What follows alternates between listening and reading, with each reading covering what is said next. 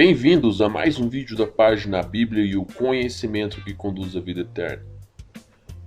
Neste vídeo de hoje, em parceria com a página Tira Tema Bíblico, estamos falando a respeito de um vídeo que foi gravado pelo pastor adventista Leandro Quadros a respeito do tema João 17,3 e a teologia de um verso só. Você pode acessar no link abaixo da descrição desse vídeo e assistir o vídeo dele na íntegra. Nós abordaremos nesse vídeo apenas a resposta para este vídeo, para que assim todos possam tirar proveito desta análise, não só nós, mas também os adventistas do sétimo dia, que se esforçam bastante e são sinceros em estudar a palavra de Deus. Isso é muito elogiável.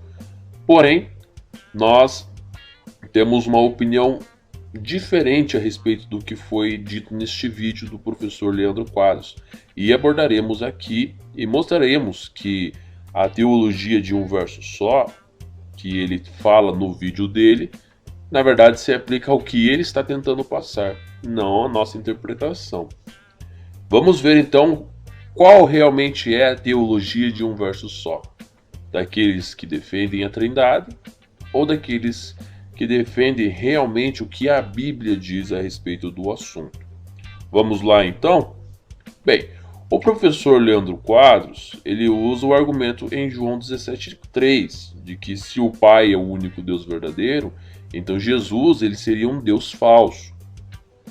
Bem, primeiramente, Hebreus 8, do 1 ao 5, diga-se de nota, a Bíblia de Jerusalém usa o termo cópia, diz que a verdadeira tenda é a celestial. Será que a tenda de adoração que Deus mandou Moisés fazer por acaso era uma tenda falsa? Certamente que não, mas ela era a imagem da verdadeira e da realidade. Dizer que a tenda ou o tabernáculo terrestre era falsa ou mentirosa seria então chamar de falsa e mentirosa o que Deus colocou como representação da realidade. A tenda terrestre ela era uma cópia da celestial, mas não uma tenda falsa. Temos que entender que o Pai ele é o único Deus verdadeiro no sentido superlativo. Não existe nada igual e superior a ele. Ele é o único Deus todo-poderoso.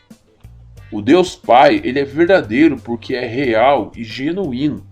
Então vamos dar alguns exemplos de graus superlativos. A Bíblia diz que Jesus é o Filho único ou unigênito de Deus. João 3,16 na Bíblia de Jerusalém. Será que os anjos são filhos falsos? Você pode ler lá Jó 1,6, 38,7. Jesus é o único no grau superlativo. Não existe ninguém igual a Jesus Cristo, porque ele foi o único criado diretamente pelo Pai. Já os demais anjos vieram à existência por intermédio de Jesus, conforme diz Colossenses 1,15 e 16. Outro exemplo. A Bíblia diz que apenas Deus é Pai. Será que Abraão é um pai falso? Claro que não, pois Deus é Pai num grau superlativo. Outro exemplo. Marcos 10, 17 e 18. Jesus é chamado de bom, mas ele se recusa a ser chamado de bom. E diz que ninguém é bom, só Deus é bom. Jesus e os anjos são todos maus? Óbvio que não.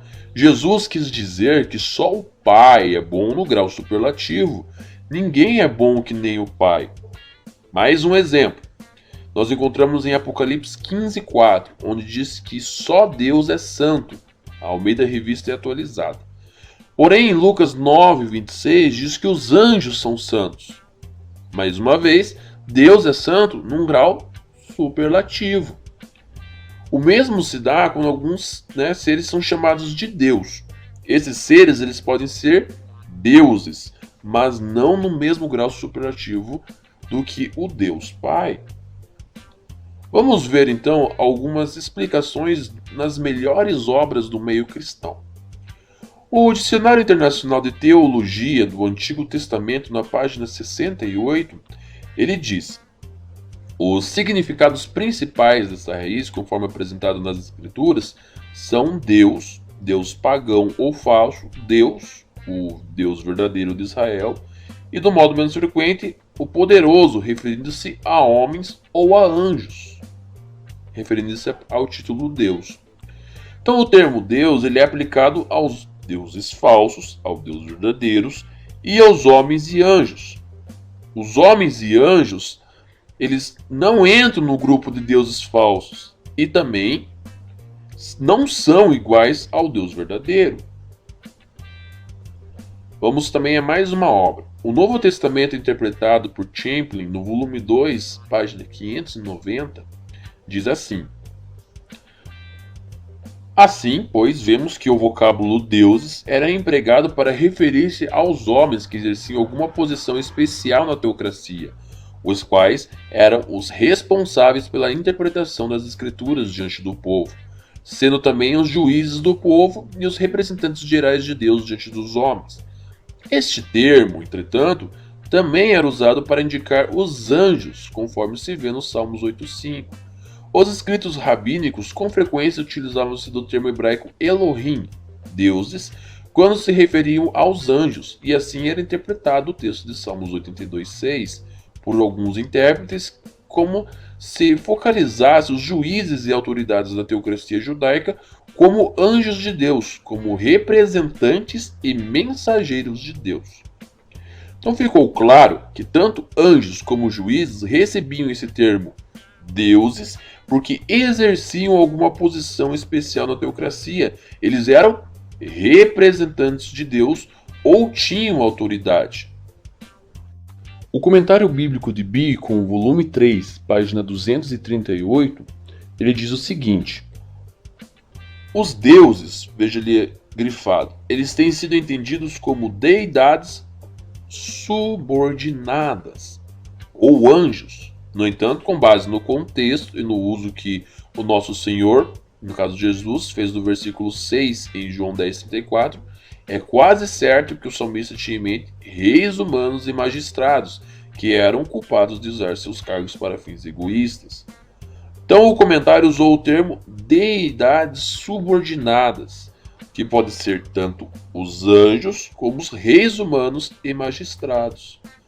Na mesma página, ele continua debaixo do tópico juízes, juiz dos juízes. Então ali fala, né? O versículo 1 pode ser literalmente traduzido como Deus. Está na congregação de Deus. No meio dos deuses ele julgará. A mesma linguagem é usada no versículo 6. Eu disse, vós sois deuses. Devemos observar que Elohim, um substantivo plural normalmente traduzido por Deus ou deuses, também é usado acerca de seres sobrenaturais como anjos ou de homens de alto escalão e autoridade suprema. Veja só, se Deus é o juiz supremo dos juízes, e se esses juízes são chamados de deuses, pois possuem autoridade, então o Pai é Deus dos deuses. Veja o que diz agora a própria Bíblia de Estudo Andrews, que é dos Adventistas do Sétimo Dia, no Salmos 82:1. Ali diz assim, ó. Veja ali, 82:1, congregação divina. O termo designa governantes, líderes, poderosos, juízes ou príncipes terrenos. Então o termo deuses designa ali, né? Como a gente está vendo, todos esses podem ser aplicados a eles, porque eles representam a Deus. Mas não termina por aí. Vejam o que diz a nota mais à frente no texto de Salmos 82:6. Não deuses no sentido absoluto, mas filhos do Altíssimo, como afirma a frase paralela. Eram apenas governantes e juízes terrenos cuja função havia sido atribuída por Deus. Essa citação foi usada por Jesus em João 10,34. Olha só que curioso. Os deuses nesse texto, no caso dos juízes, não são deuses no sentido absoluto. Essa citação ela foi usada na defesa de Jesus perante os fariseus, para se defender por ele ter sido acusado de ser Deus. Veja o ponto, Jesus se igualou aos deuses subordinados em sua defesa. Portanto, Jesus não é Deus no sentido absoluto. Ele usa um texto onde deuses subordinados ao Deus Supremo, e ele usa esse texto em sua defesa. Vamos ver o que diz a nota de Salmos 8:5 na mesma Bíblia dos Adventistas, dessa vez referente aos anjos. Veja ali, ó, Deus, no hebraico Elohim, a palavra pode se referir a Deus ou a anjos. Então esses anjos, eles são deuses falsos? Não. São deuses por acaso no sentido absoluto? Também não. Eles são deuses subordinados por serem poderosos e representantes de Deus. Isso, por acaso, é politeísmo? Também não, pois anjos e humanos, eles não são adorados. Uma outra Bíblia muito usada pelo nobre professor Leandro Quadros é a Nova Versão Internacional. Veja o que diz a nota de João 10:34. Ali diz: no seu sentido mais vigoroso, o termo significa o Pentateuco, mas muitas vezes era usado como aqui em referência a todo o Antigo Testamento. Vocês são deuses. As palavras no Salmo 82:6, citadas por Jesus, referem-se aos juízes ou outros líderes e governantes, cujas tarefas eram determinadas por Deus. Novamente, os deuses subordinados. A Bíblia de Estudo, na nova tradução da linguagem de hoje, no cabeçalho do Salmos 29, diz assim, ó: os anjos ou deuses são chamados para louvarem o Deus de Israel. Então os anjos, eles são deuses subordinados que louvam e adoram o Deus de Israel, que é o Pai, o único Deus no sentido absoluto. Aí, em relação ao texto de 1 João 5,20, que também foi usado pelo professor Leandro Quadros, que ele tentou, provar que Jesus Cristo é o verdadeiro Deus, veja só o que o jesuíta trinitarista John Mackenzie, na obra Dicionário Bíblico, página 212, ele declara: o pronome este, em 1 João 5,20, é facilmente referível a Deus, que está implícito em João 5,19, embora Jesus Cristo seja o mais próximo. Portanto, Jesus não é o verdadeiro Deus nessa citação, até porque temos como descobrir o que o apóstolo João pensava a respeito de Cristo. Ele disse em João 20:31, estes, porém, foram escritos para que creiais que Jesus é o único Deus verdadeiro? Não, que Jesus é o Cristo, o Filho de Deus, e para que, crendo, tenhais vida em seu nome. Para tentar provar que Jesus é Deus no sentido absoluto, também o professor Leandro Quadros ele citou o texto de Hebreus 1:8, que é uma citação dos Salmos 45:6 ou versículo 7 em outras Bíblias, e argumentou que o próprio Deus Pai o chamou de Deus. Será que o Pai chamou Jesus de Deus no sentido absoluto ou no sentido subordinado? O Salmo 45 fala de um rei humano, que também em algumas passagens foi aplicado a Cristo Jesus. Vamos analisar também. O texto na nota de Salmos 45:6, na Bíblia de Estudo Apologia Cristã, diz assim, ó: não era um problema no Antigo Testamento chamar um rei ao governante de Deus, pois ele era o representante de Deus. A palavra Elohim transmite o significado básico de força, poder, e não se refere necessariamente à divindade, como hoje em dia a entendemos. Poderia estar relacionado a uma pessoa poderosa. Então é claro em dizer que, além de anjos e juízes, um rei também poderia ser chamado de Deus. A nota da Bíblia de Jerusalém, no mesmo texto, diz: o grego traduz, teu trono, ó Deus. Vendo no termo Elohim vocativo qualificando o rei, esse título protocolar é de fato aplicado ao Messias, assim como aos chefes e aos juízes, a Moisés e a casa de Davi. Vemos que a palavra Elohim no vocativo qualifica assim o rei. Mais uma vez, anota a Bíblia de Estudo do Peregrino. No mesmo texto de Salmos diz: como o de um Deus. Veja só, um Deus. Se lermos no vocativo, dá ao rei o título de Deus. Lendo como adjetivo, temos trono divino. A tradução do Novo Mundo, tanto em Salmos 45:6 como no Hebreus 1:8, está como adjetivo. Mas se nasce os trinitaristas, então ele insistir que o texto é no vocativo, ele é obrigado a aceitar que o rei é um Deus. Em Salmos 45:6. Logo, esse texto ele é aplicado a Jesus, a um Deus subordinado. Se Jesus é Deus no sentido absoluto, como pode dois textos, Salmos 45:6 e Salmos 82:6, que falam de deuses subordinados, seres aplicados a Jesus? Não tem lógica alguma. E deixo aqui o desafio.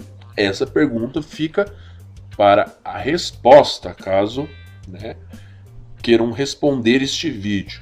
Se Jesus é Deus no sentido absoluto, como pode dois textos, Salmos 45:6, Salmos 82:6, Jesus usar esse texto lá em João 10:34, Salmos 82, em sua defesa, colocando a si mesmo como Deus subordinado, serem aplicados a Jesus? Não tem.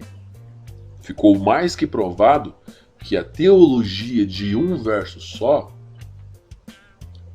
quem usa, na verdade, são aqueles que acreditam na Trindade. E como o nobre professor Leandro Quadros, adventista do sétimo dia, eles acreditam na Trindade, logicamente eles vão usar a teologia de um verso só. Mas quem então é o verdadeiro Deus, o único Deus e verdadeiro? De João 17:3? Bem, Jesus deixou bem claro, o Pai.